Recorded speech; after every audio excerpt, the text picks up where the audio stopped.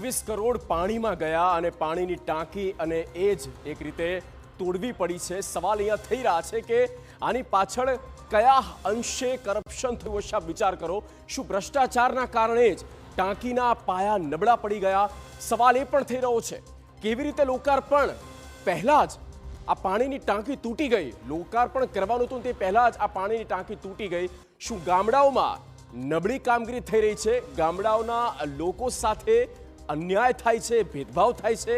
21 કરોડનો ખર્ચ અને આવડો મોટો ખર્ચો કરવા છતાં સુવિધા કેમ નહીં? આ પાણીની ટાંકી તૂટે કેવી રીતે? કરોડોના ખર્ચે બનાવવામાં આવતી હોય અને તો પછી શા માટે તેમાં કામગીરી નબળી એવી ઊભી કરવામાં આવે છે, એટલે કે કરી રહ્યા છે કે જેનાથી એ સુવિધા મળતી નથી? આ તમામ સવાલો થવા પણ સ્વાભાવિક છે અને ભ્રષ્ટાચારની આખરે આ ટાંકી તૂટી ગઈ છે।